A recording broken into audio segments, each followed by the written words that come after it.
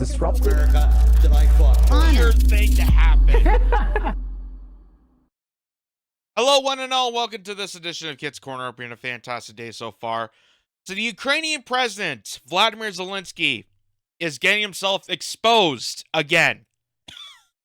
Because appearances from prior years, before he became a fascist, militarized Nazi going against Russia in the hopes of the United States military empire and the whims of NATO, is exposing how this is all manufactured. And how Zelensky, a comedian who appeared on television and was actually running as a peace candidate, basically got constructed by the intelligence community of the United States, by NATO, by globalists to turn himself into this cringe Nazi that is now pledging BlackRock to sponsor Ukraine in the destruction of its own people and civility at large. Which is why, again, I have to remind people that this whole entire conflict is not about security. It is not about people. It is a business opportunity, just like every other war that we have been to post-World War II. It is an economic opportunity. As Julian Assange always pointed out, when it comes to war, the whole point of this is not to have a winnable war, not to have a conflict resolution, but to continue on this war and to wage warfare so it's good for the business side of it. It's the business opportunities of the military contractors and Raytheon, Lockheed Martin, and Boeing, and all those corporations, and BlackRock, and all the investors and bankers that are capitalizing off the death and disparity of innocent civilians. So take note of this, for instance. This is a past interview of a young Zelensky who was interviewed by this cable network in Eastern Europe. I don't know exactly where this is, but this is before he became a politician. This is before he became, the leader of Ukraine and ran on this ticket. This is what he used to say about the people of the Donbass region, who we know, looking through the history of Ukraine and looking through the history of the people in the Donbass region and Crimea and other sorts, is that they are Ukrainians who identify more with Russia in their culture and language and so on and so forth. They identify more as Russia than they do with Ukraine and rest of Eastern Europe. And they more identify that, and that's why Russia came in to defend the Donbass region, defend Crimea, because they identified more with Russia's side of it than the other Eastern European front. Also, we're arming a bunch of neo-Nazis, but that's another side of the story, and how we ignored the Minsk Accord and so on and so forth. But take a look at this. So I'm just going to pause and read some of this. It says, in the East and in Crimea, people want to speak Russian. Leave them alone. Just leave them alone. Legally provide them the right to speak Russian. He's saying that to the president of Ukraine right now. He's saying this as a Ukrainian, telling the president of Ukraine to leave the people of Crimea alone. He's not doing that now, but this is what he said before he got into politics. And it says, language should never divide our country. I'm of Jewish heritage. I speak Russian, and I'm a citizen of Ukraine. I love this country, and I don't want to be part of another. Russia and Ukraine are brotherly love. I know millions of people, thousands of people who live in Russia who are wonderful.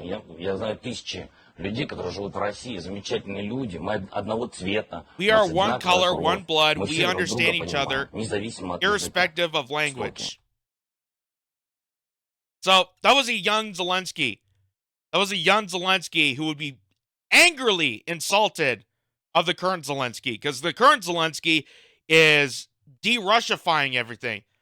They're burning down books. They're burning down schools. They're discriminating people. They're killing one another. They're stripping the history of Ukraine and rewriting history because they don't want to be identified of any sorts of Russia. Any sorts. But here he's talking about how we need to come together as people. We need to stop segregating each other based off language and credence and color and ethnicity. We need to come together as human beings to come one another and unite and build peace and build off prosperity and build off evolving society for the better of the good. That's what he used to say. And here's also, this is Zelensky on his campaign ticket, and it says Zelensky got elected on an anti-war ticket to abide to the Minsk agreement. Now he's sending 16-year-olds to the front line, young boys who will never return to their own mothers. You want to hear what he said on the campaign? This is what he said in a crowded stadium when he was running for president of Ukraine. Він сказав: "Я готовий стати на коліна, тільки не ставте на коліна." So he's saying, talking to Putin, I addressed До Putin Путіна і and сказав: said, "Я готовий I am ready to get on my knees and beg, but don't put Ukraine on its knees. стати на коліна, тільки не ставте на коліна Україну." І ви можете You can check. побачити, This і is це the правда, truth. і це правда. It's Це the правда. truth. Я зараз I'm ready to get on my готовий knees in front of every стати mother на коліна перед кожною матір'ю, яка не whose boy дочекалася didn't return home from the front of her son. свого сина. Я готовий I'm ready to зараз get on my стану knees in front на of every коліна child whose father перед didn't кожною return. дитиною, яка не дочекала свого батька. Я готовий I'm ready to get зараз on the knees стати of на every коліна in front of перед every кожною woman whose жінкою, husband яка didn't не return. дочекалась свого чоловіка.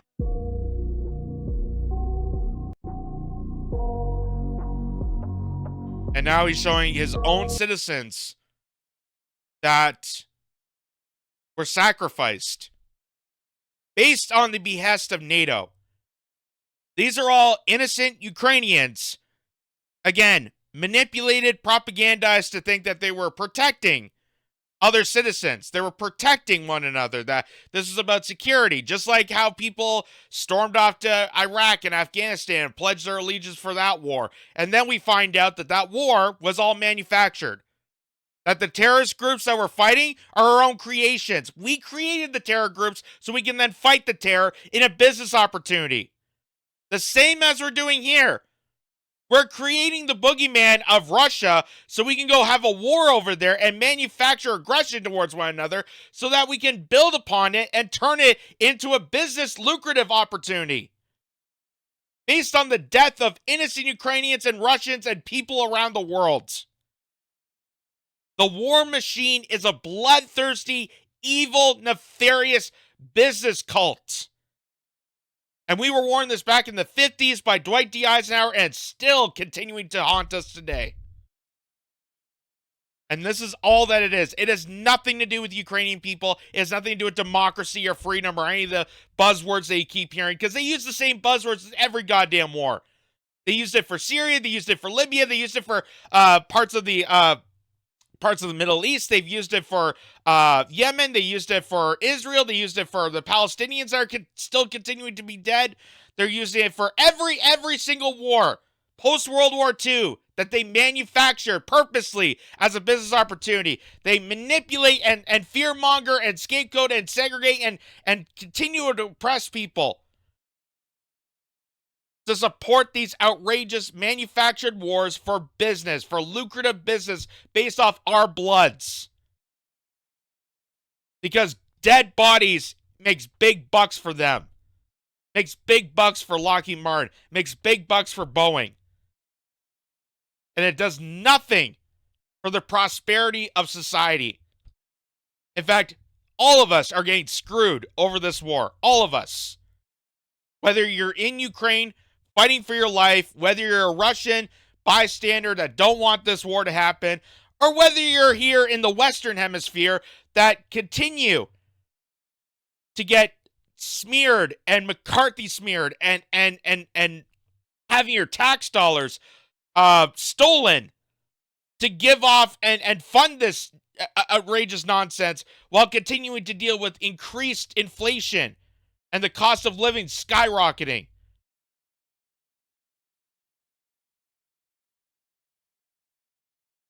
And we're all doing it on the behest of NATO.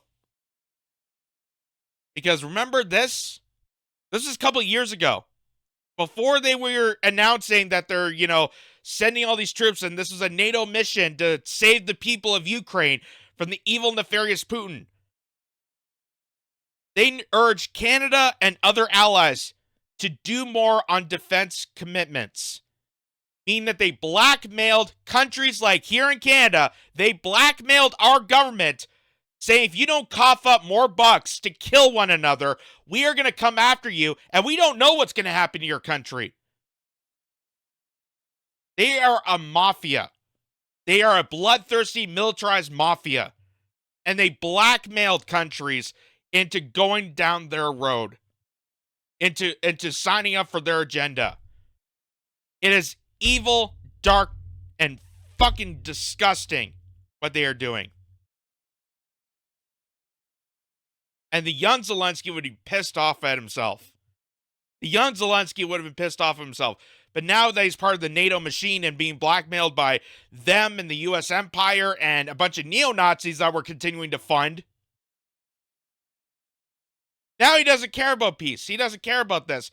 He's doing, lucrative speeches for BlackRock investment groups in Boca Raton, Florida. He's getting Oscars and applauds at Emmy Awards. He got a friggin', an Oscar from Sean Penn. He's getting congratulated by Ben Stiller and other bigwig celebrities. While people are literally dying by the thousands based on this manufactured lie, this charade of a war. All for business opportunity, all for NATO, all for the U.S. militarized empire, for the intelligence community. And here's also this. This is from the New York Times. Saying, here are the economic states of the Ukraine crisis. So if you still want to tell me after all this, after all that has been revealed, after Zelensky himself in prior years said that he is for the he supports Russian people, he wants people to get together. If you still want to believe that this is somehow Putin's fault, if you still want to go down that manufactured narrative road, the manufactured consent that Putin is some nefarious figurehead and we got to stop him and he's, deliberately calculating all this nefarious stuff. He interfered with the 2016 election. If you want to go down that propagandized road, then by all means. Because it just shows how empty-headed you really are. All it takes is 2 seconds out of your day. 2 seconds out of your day to look at the actual facts. To look at this objectively. And look through the history of Ukraine. Look through the history of how they've wanted to manufacture some aggression after the Cold War. How they wanted so desperately to go after Russia that they plant an entire hoax on the nation by saying that Russia got a game show host, a ruthless, wild kid game show host, bigoted game show host to become the president. They come up with a manufactured host to think that Russia colluded in the 2016 election. That's how desperately they wanted to go to war with Russia. And then they use Ukraine as cannon fodder to do so. It is all manufactured, folks. It is all goddamn manufactured. As Julian Assange always pointed out, it's not to have a conflict resolution. It's not to have a winnable war. It's nothing to do with security or the people or democracy or freedom or any of those buzzwords you keep hearing on television. It is all a business opportunity because basically they don't give a shit about us. And they want us to be angry and pissed off and yelling and screaming and killing one another rather than coming together and actually helping the good of society be more prosperous for the future years. Which is what prior Zelensky was championed for. That's what made him popular. And then NATO came in and blackmailed him. The United States Empire did the same thing. Now we got a militarized figurehead of all the evil militarized empire using Ukrainians as cannon fodder to do United States dirty work of manufacturing this Cold War situation to fight Russia. Because Adam Schiff even said, the point of this is to fight Russia over there, so we don't have to fight Russia. They're playing a evil game and using innocent lives. Innocent lives died based on these bloodthirsty capital gains. Just absolutely destructively evil.